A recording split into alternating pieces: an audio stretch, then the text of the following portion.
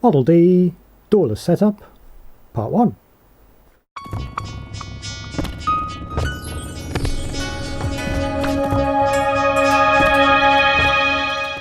Evening folks, hope everyone is well. If you're new here, welcome. We play with synths here, mostly the Model D it seems at the moment, but it won't always be like that. Anyway, here's 3 videos about the Model D.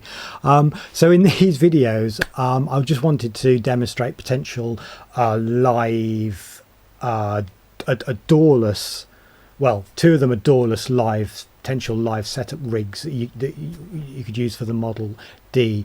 In part 1 I'll do a kind of keyboardy kind of setup where if you wanted to sort of play that as a you know, as an instrument you could play with keyboards.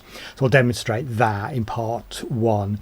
In part 2 I'll do a more ARP based sort of setup, or how a setup could go using the TD3 as a kind of as my ARP generator, although any kind of thing that can send out an ARP, like a key step or whatever, would do the job. Like and also I'll do a part 3 as well, where I'll just go through setting up in Ableton Live and to have the D as a kind of as sort of an you know, an instrument that you could sort of incorporate as part of an Ableton Live rig, and just go through how it's all set up in the software.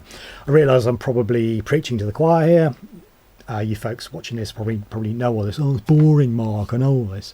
But I just thought, you know, it'd be interesting just to sort of demonstrate some potential setups. I mean, there's probably you know, hundreds of ways of kind of using something like the Model D or a Neutron even, you know, similar kind of deal, or the Cat, you know, or the K2 in a live setup. These are just some ideas I had.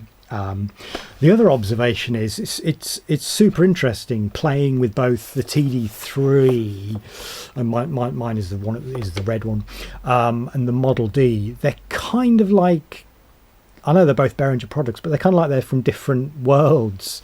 You know, I know obviously the original was plastic and only had one voice, so I think they've probably done a good job of having a faithful recreation of the original 303.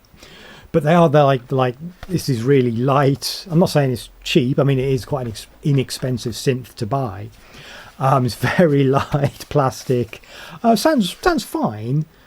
But then you hear these ARPs coming out of the Model D voices, and they just sound absolutely monster coming out of that. Absolutely monster. So that's kind of interesting. They're, you know, similar company. They come out at very similar times, what I'm trying to say, you know, with a few months between them, but yeah, they're kind of very, very different beasts, but that's all good. Different horses for different courses. All right, yeah, let's get into it. Cheers folks. Just a little coda to my introduction, to sort of, because I'm sort of, you know, I'm sort of showing you like a live setup. I've gone into the other basement room, my workshop, which is well, it's not tidier at all. In fact, if anything, it's more untidy. It doesn't have all this sort of clutter around. So hopefully it just demonstrates, you know, just the core components of what a potential live setup might look like. All right, cheers. Alrighty, this is the first setup I wanted to show you. So this is a sort of classic, I just want to play the Model D or the Neutron or whatever module you've got with a keyboard, right? So what have we got going on here? So we've got the Venom in this case. The reason I'm using the Venom is, you know, I can power this from the wall. So this doesn't need bus power. So this is a sort of this is a doorless setup. You know, I don't need USB power. So this would work with any kind of MIDI, any keyboard or thing that would send MIDI that you could just power from a socket. You don't need sort of USB power to power it. So that's why I'm using the Venom. And I'm basically at the back there, MIDI cable out of the back of the Venom into the Model D there. Obviously MIDI, old-fashioned MIDI through the DIN cable, no USB. And then obviously from the back of the Model D, just from the main out into the mixer that's on this tool platform for some reason.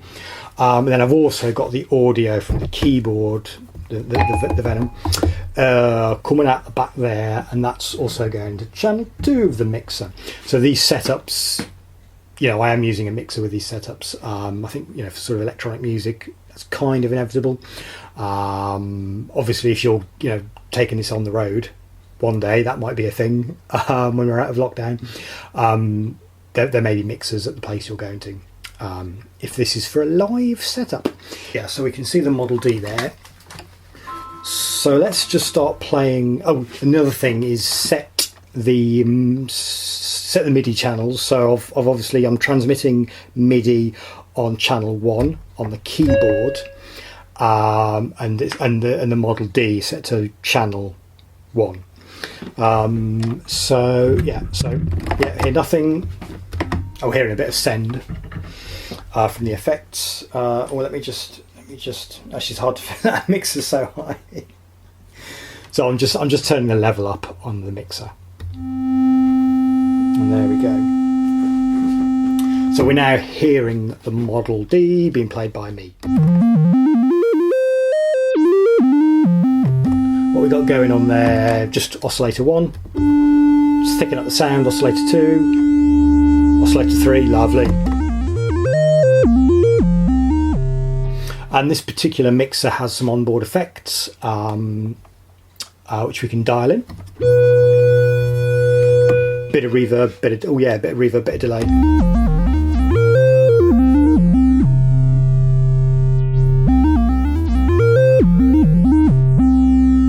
Let's just turn the levels down on the Model D, which we could do the mixer or the instrument, right?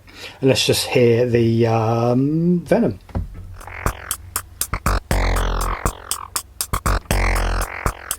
The Venom is one of the finest drum machines ever made. That just happens to be sold as a sort of preset synth. It's actually a really, really good drum machine. Yeah, we can. So with that setup, we can just hear a bit of the send effect of the Model D. Because obviously, if I play something on the keyboard of the synth, we're going to hear the Model D unless we turn it down. Obviously on the module, which we could do that. But the nice thing about this setup is we can have the two at the same time.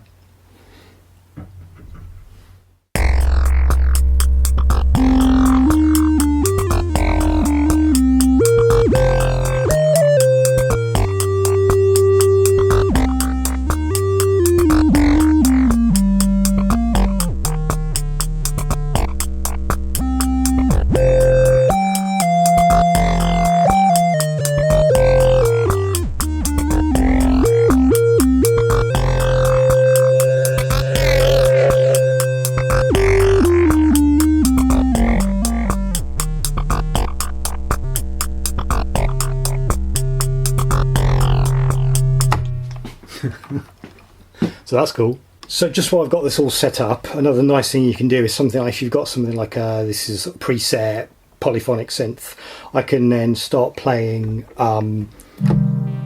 nice sort of polyphonic paddy thing, and then I can accompany that with the D.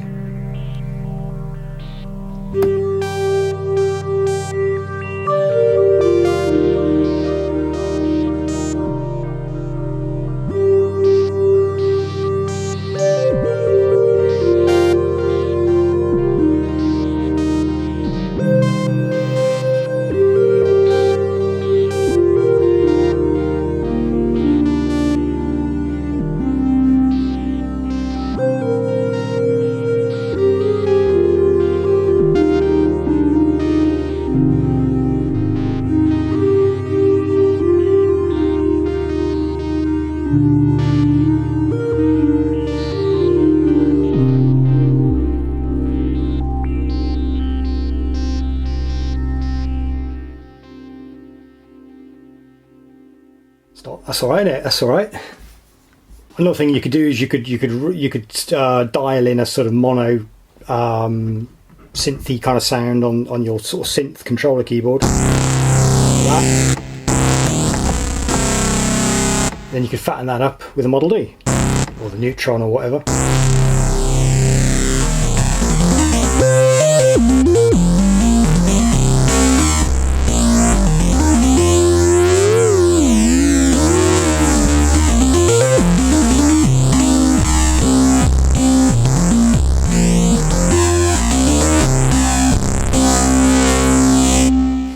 Sounds all right, don't it? Sounds all right.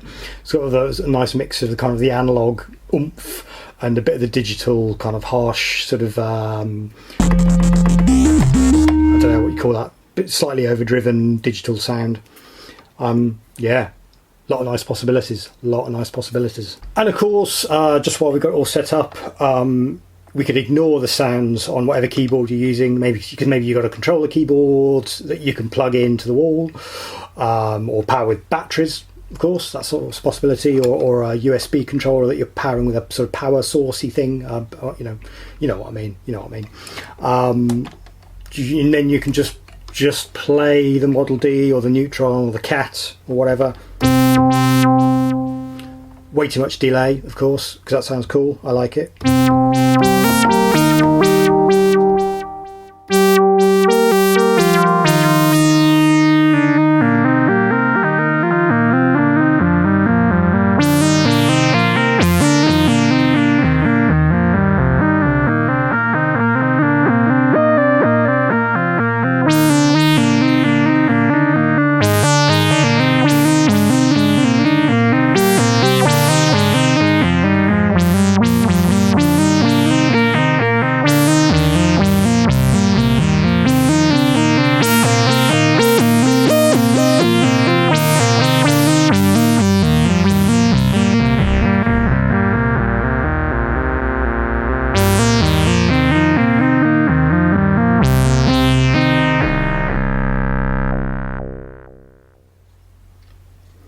Proving, as we all know, the Model D sounds really good.